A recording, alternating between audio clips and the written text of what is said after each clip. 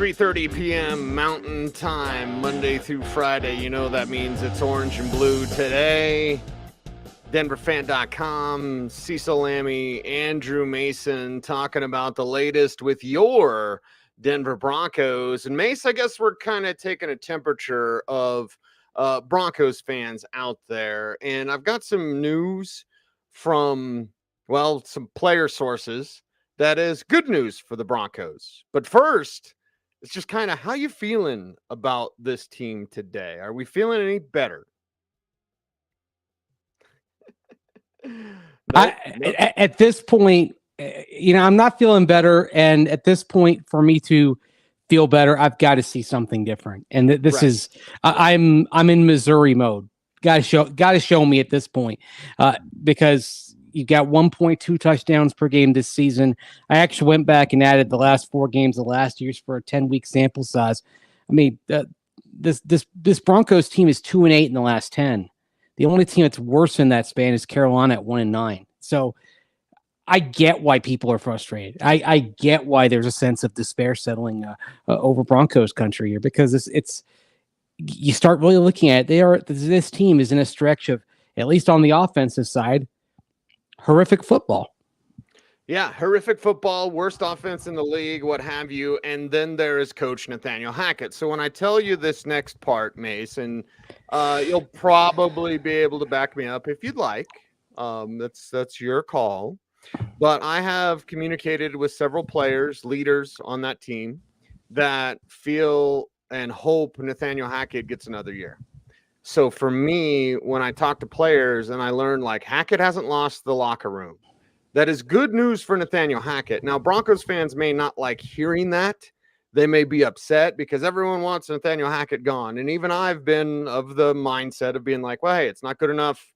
After the end of the year, you let the guy go, you move on, you do something different.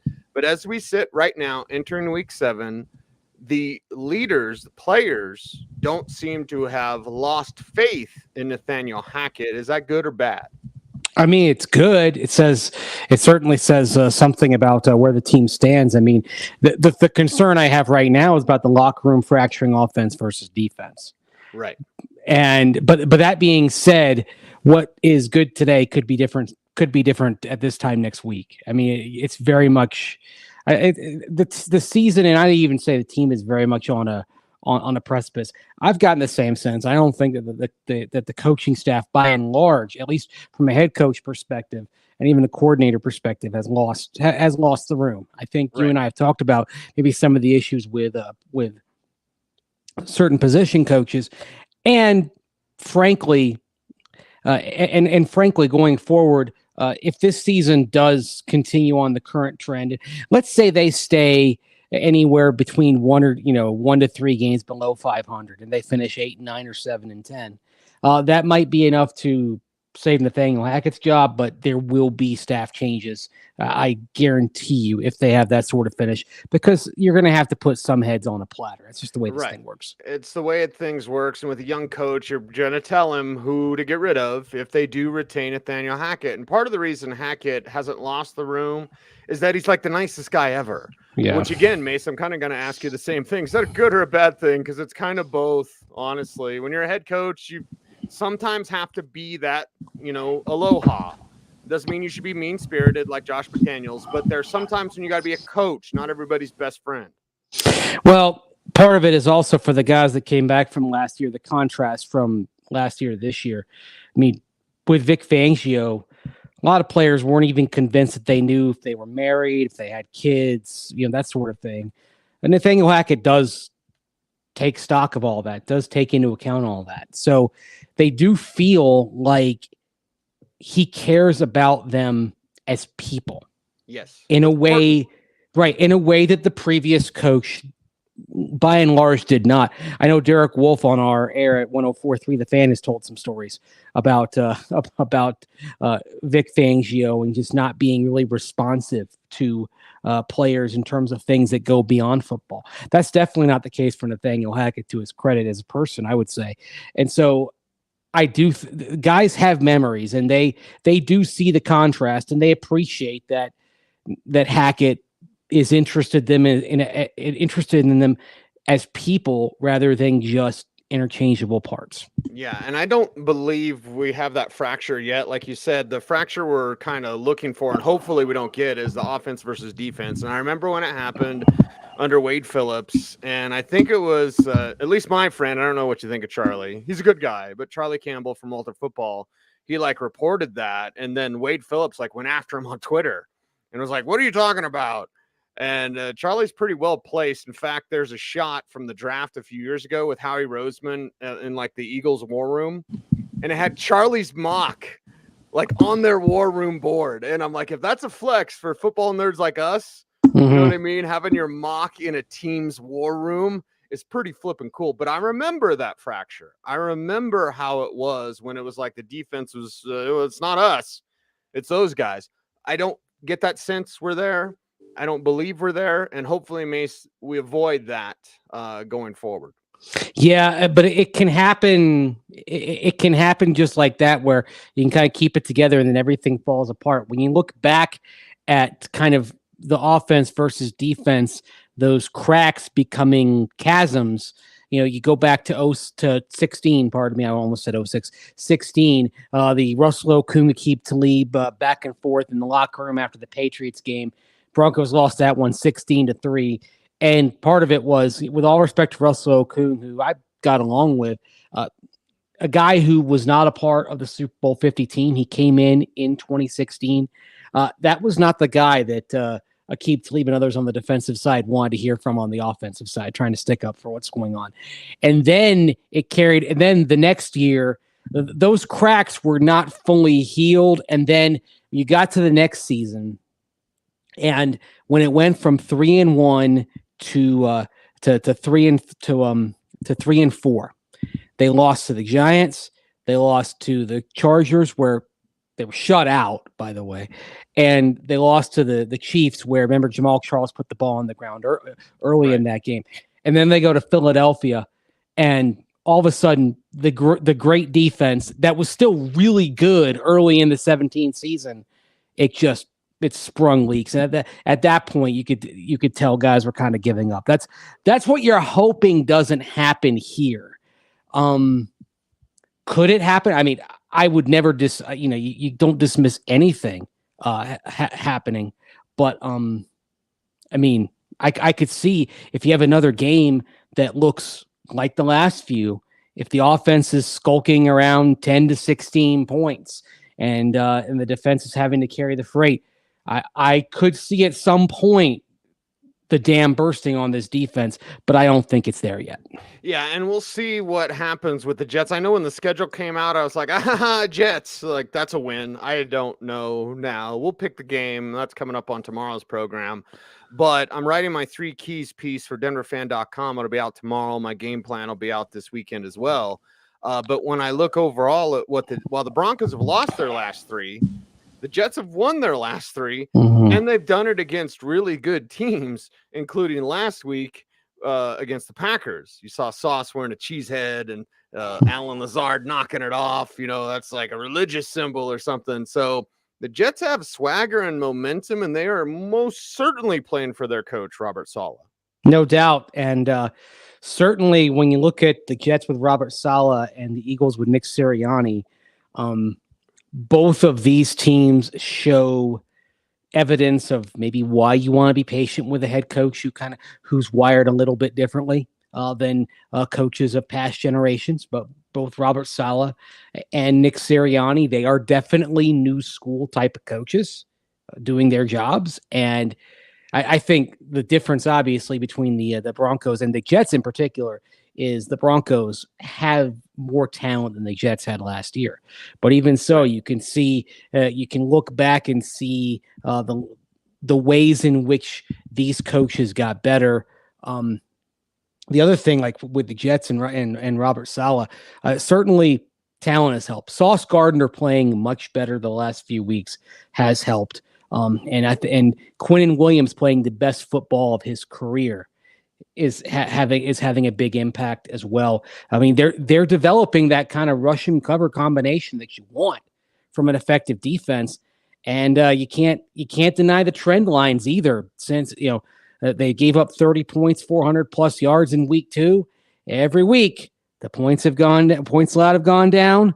The yards allowed have gone down, despite the fact that they've had some stern opposition. They were lucky enough to get the Dolphins, when they didn't have Tua and they didn't have Teddy and had rookie quarterback in there.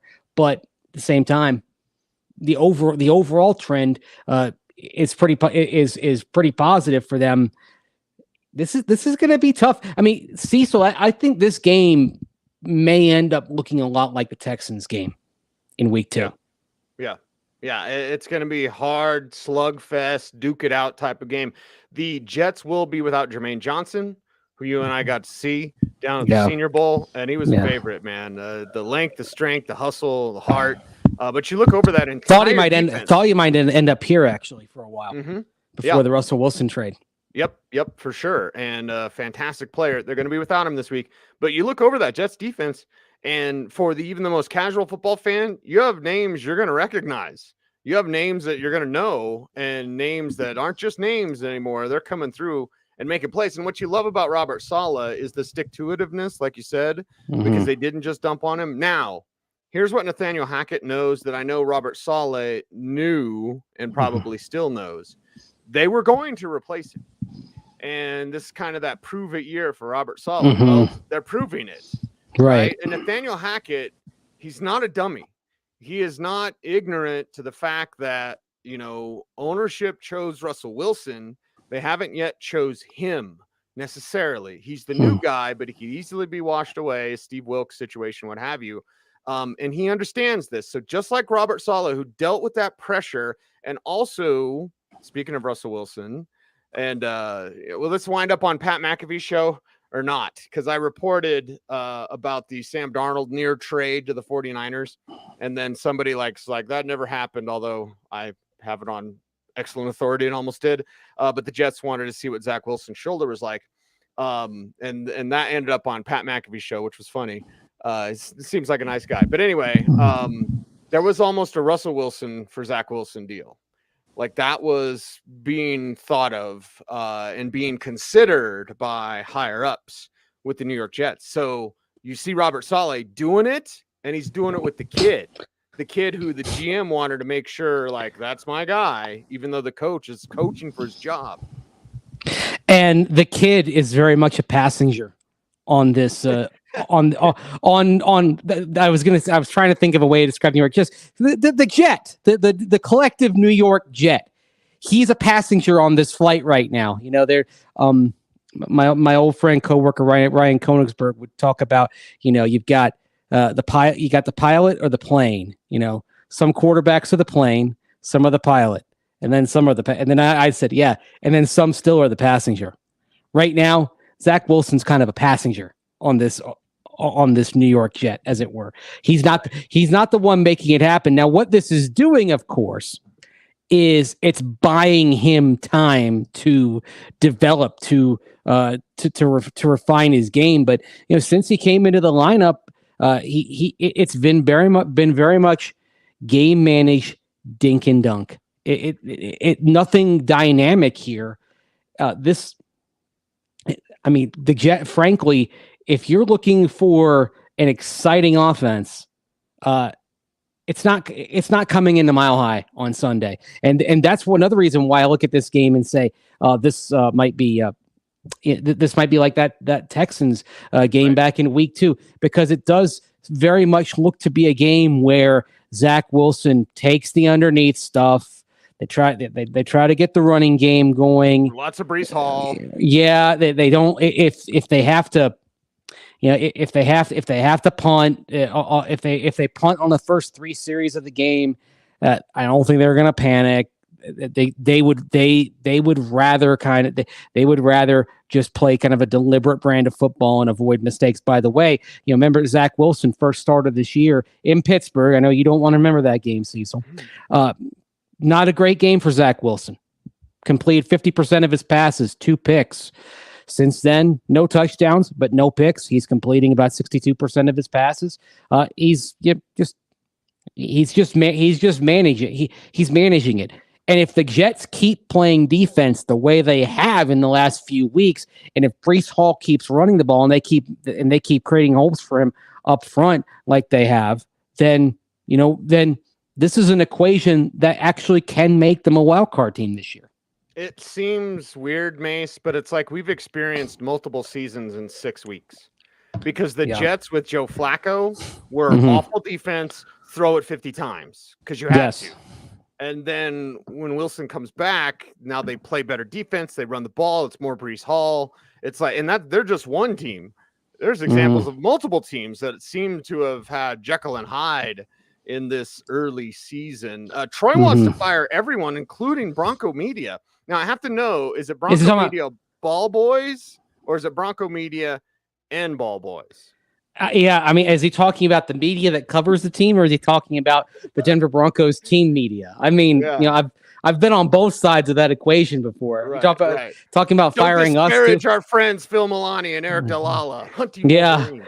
Believe me, I know how hard a job they have right now when it's basically walking with a metaphorical shovel and cleaning up the poop that is dropping on an alarming basis. It reminds me of one year I was at the Hall of Fame parade in Canton, and for whatever reason they had llamas in the parade, right? And there were people. There were these two people with shovels, and all they did on the parade route was they just shoveled the droppings that were coming out of the rear end of the llamas as they were going on the streets of downtown Canton. That's what if you're working for media on a team where the team is struggling, that's what it feels like the job is. Yep, llama poop shoveler. Yeah. Is this is salmon? I guess, huh? I don't know. I like it. I like it though. You can wear multiple colors. Well, yeah. Good. What I like to do is I like to wear kind of a nondescript, and I quarter zip. I had like my black Nike quarter zip on today. I like to wear a fairly nondescript quarter zip, and then the splash of color comes from the polo underneath, right? So I've got like this. I've got a couple. I thought salmon was more orangish than this, because this is closer to like pink, like a hot pink kind of thing almost. Mauve. I don't know. Mauve. Thank you. Yeah. Yeah. By the way, speaking of pink, like you look on the background, that is a pink towel. You'd appreciate that. That is a pink, terrible towel. Well, our good friend Jim Sakamoto will remind you that the towel started in Denver. Yes, but it actually says terrible towel because they gave those away last year when the Broncos played the Steelers because it was, their cancer screening, breast cancer, awareness day and all that. And so I put that up on the wall. But yeah, I'd say this pink looks very close. This looks very close to that. So I think, I'll wear the salmon colored polo tomorrow because I do have a salmon colored polo that is very similar to this one. It's very comfortable. Okay, we do take requests on this show. Yes. So salmon's close to orange too, as well. There you go. Right. Anyway. Orange and blue today. Salmon and blue today. Tom wants to know, why do other teams have trade interest in Albert O? Tight end is brutal. Brutal in this league. Like, one, it takes a while to develop that talent. Not everyone's Pat Fryermuth and could just show up and be good. It takes a few years for these guys to develop. Albert Okwuegbunam is big and fast, and some teams don't care if you can't block at the position. So I think it was Aaron Wilson had the report like Albert O is getting some interest. I mean, 7th round pick. Whatever. If you were to deal him, it seems like that's a possibility. I don't think it'd be dealt for much. Yeah, it's pennies on the initial draft investment dollar when it comes to this deal. Look, as I tweeted this morning, and when I retweet Aaron Wilson, he's 258 pounds and he's got 4.49 speed. There's going to be a market for that. Teams that are going to look at those measurables, look and say, yeah, we can make something out of him. Now, I would say one area in which the Broncos have failed a little bit with Albert O is even asking him to be in a position where he's blocking. It's not his game. Right. The way to operate with him probably was when Evan Engram was flourishing early in his career with the Giants, and now he's smaller. He's about 241 pounds when he got into the league, but they didn't even bother with him in line. They just There's said, a perfect example right now. The example right now is Mike Gesicki. Mike Gesicki needs to stop doing the gritty when the Dolphins are losing, as he did last week. That annoyed me, Mace. But Mike McDaniel. You've known Mike McDaniel since he was a teenager. Like, that dude is run, and that system. We know that system. Hell, it's the same system here, kind of, in the Shanahan West Coast system. They want blocking tight ends. Gesicki can't block at all, and that's why they don't have him on a long-term deal. But you know what they're doing this year with Mike Gesicki? Hey, don't block.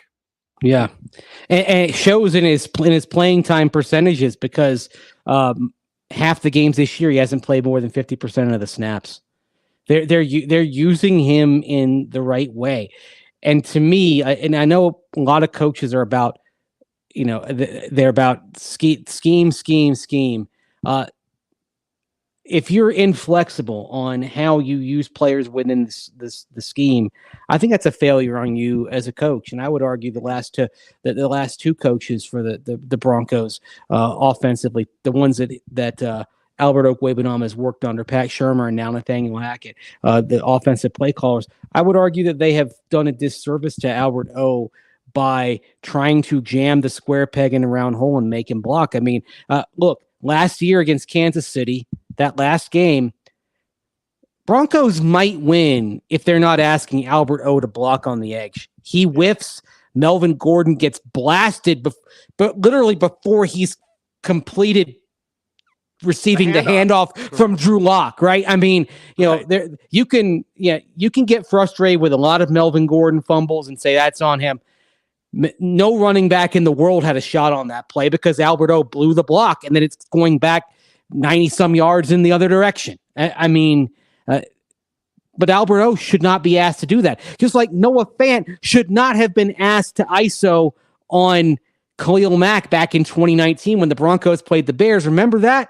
And of course, Khalil Mack beats Noah Fant, his second NFL game, and he wasn't a great blocker anyway. You've got to know what you have in terms of the personnel and then adapt to make that work. And to me, that's what separates good coaches from great coaches. I mean, there's a reason why, Bill Belichick is an all-timer. There's a reason why Don Shula is an all-timer. I mean, Shula's a great example because you look at his career arc, and he went to Super Bowls with ground game and defense, and he went to a Super Bowl with a defense and basically no offense back in Super Bowl 17, and then 2 years later, he goes back to a Super Bowl with Dan Marino setting all kinds of records because he always looked at his roster and said, all right, I'm going to try to make sure that we do what my players allow me to do. And I'm going to be the one who's flexible and play to the skills of my players. And Bill Belichick does the same thing. He asks his guys to do what he feels they do best and doesn't try to put them in situations that aren't favorable to their skill set or their capability. I need supposed to be revolutionary, right? It's so simple. Why do so few coaches have this ability? Because literally the ones that have it are the ones who get their busts in Canton. Right? Yep. They're the ones with the most long-term success. The ones who are adaptable. The ego on the field is one thing. Yeah. The ego in the office is larger. And the thing is, you would think that some people who had like someone like Mike Shanahan definitely had an ego, right? And this to me is also the genius of Kyle Shanahan. What did Mike and Kyle do together when they got RG3? Their beloved offense, they completely rewrote it for him. And that coaching job of Mike Shanahan 10 years ago, I put alongside anything he did in the salad days in Denver. They had the Legion of Boom on the ropes before Robert Griffin III got hurt. They had the Legion of Boom on the ropes in the playoffs as a rookie. Yes, they were 3-6, and they won 7 in a row in the end. They were clubbing people, and it was because they were willing to change. Mike and Kyle believe in the scheme, right? But they also understand it is a fluid thing that you adapt to the players that you have at that time. And I want Nathaniel Hackett to figure that out. And I wish they would. And Pat Shurmur, he couldn't figure it out. And as a result, with Albert O, yes, there are things he could do better, absolutely, but at the same time, how many times in his career has Albert O been put in a position where he's been allowed to do what he does best? Very rarely. And Yeah. that's why it's on the team. Yeah. It's on O, but it's on the team as well. Nate asked if I'm hyped for Black Adam. I'm going to see it tonight. So of course you are. Of course I am, Mr. The Rock. Alex wants to know before we're out of here, Mace, what kind of draft pick could we get for trading Judy? I mean, third rounder. Maybe. You're hoping for a round 3 at this point. I mean, the interesting thing on Jerry Jeudy, of course, is if you do trade him, whatever team gets him has the back half of the season to decide whether they're going to give him the 5th-year option or not. I mean, right now, if he stays in Denver, the chances of him getting that 5th-year option are slim to none. Yeah. And then next year, Timmy Pats is back. I mean, it's just not a lot of room. I think if someone offers you a 3, you take it. I don't think the offense gets any worse if your 3 wide sets go from Sutton, Jeudy, and Hamler to Sutton, Hamler, and then plugging Kendall Hinton in the slot. Give the coach's job to Mace. I do love when you get fired up, Mace. Makes me want to run through a wall. Oh, I appreciate that. You need like a whistle around your neck, so you can be like, shh. Imagine if I was blowing that thing from the sidelines when we were watching practice. Like, there's something I don't see here. Patrick could give you the evil eye. Oh my god! Oh my gosh! It's a product of having seen way too much over the years. You and I have been to way too many practices. But the flip side of that is we know when something looks good and we know when something looks bad. We also know what to look for. I mean, I don't, I always say, like, if you've seen enough, even if you've seen enough over the years, then you can watch those first 15 minutes of practice. You're not going to be able to pick up everything, but you're going to see some tells out there. I mean, I saw some tells with Russell Wilson today, looking at him out there. I mean, they were going through a drill. And it's a toss sweep. It's a toss sweep, and then for the quarterback, and it's boot action. So the quarterback will do the toss sweep, and then one of the equipment guys will toss the quarterback the football as they come around on the boot, and then they throw it, right. And so Josh Johnson does it, and then Brett Rippon does it. And when it's Russell Wilson, all he does is the toss sweep part of it, and then he just turns and walks a few steps away, which tells you where he is at in terms of his mobility. Hamstring. Yeah. I mean, look, that's why I asked Nathaniel Hackett today about the conversations that you have with players where sometimes you have to tell them that you're not going, that, okay, they want to go, the player wants to go. And Hackett was right in saying, hey, you admire that ability, that mindset of a player. Coach, I want to go. Coach, I want to play. But it's going to be incumbent upon the Broncos to look at Russell Wilson and say if he has no mobility whatsoever with that hammy, and if he goes out there, potentially exacerbates it, and you're talking about Greg Dulcich's 2.0, where instead of talking about days, you're talking about months to recover, they may have to save Russell Wilson from himself and ride Brett Rippon on Sunday. Based on what I saw today, again, it's just a little bit of practice, but based on what I saw today in those drills, I would ride Brett Rippon on Sunday. Here's Andrew Mason, Coach Mace. I'm Cecil Lammey. It's Orange and Blue today, every day, 3:30 p.m. Mountain Time. Thank you very much for watching. Do all those YouTube things, like, comment, share, subscribe. In the meantime, be safe, be kind, know you're appreciated. He's Mace, I'm Cease. Stay tuned and stay frosty.